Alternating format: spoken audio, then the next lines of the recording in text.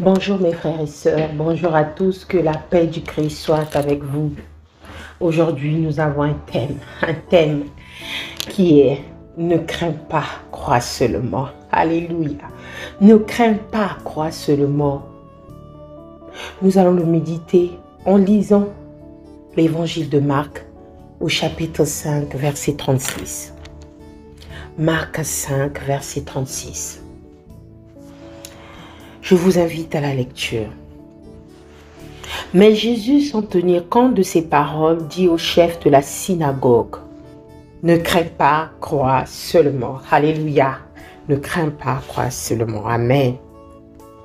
Mes frères et sœurs, aujourd'hui, cette parole nous concerne.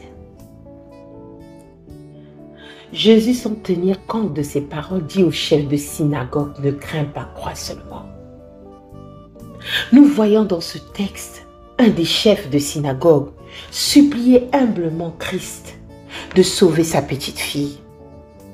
Si nous lisons le verset précédent, qui est le verset 37, comme il parlait encore sur vers de chef, le chef de la synagogue, des gens qui disent « Ta fille est morte, pourquoi importuner davantage le maître ?»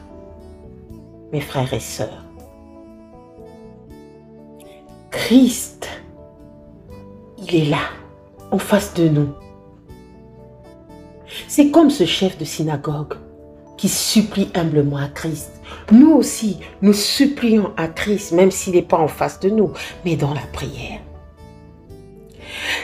Il supplie à Christ de sauver sa petite fille âgée d'environ 12 ans, en danger de mort.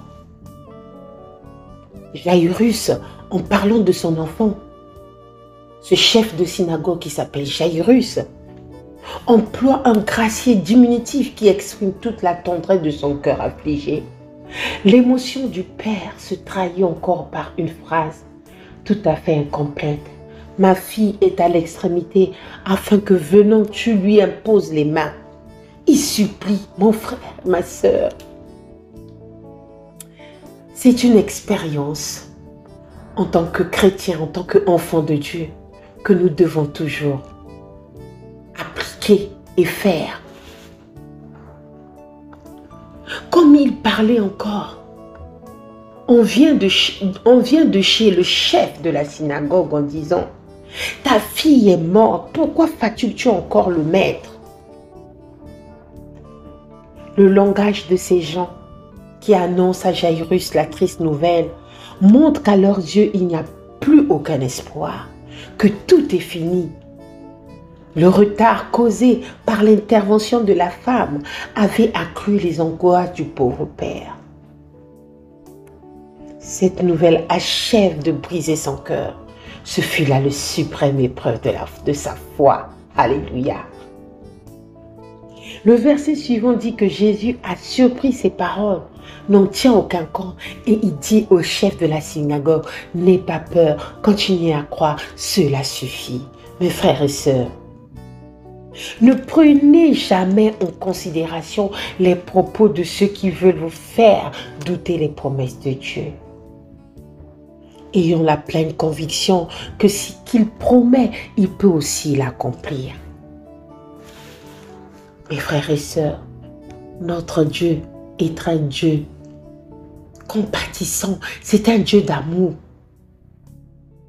C'est pour cela que nous devons rien craindre.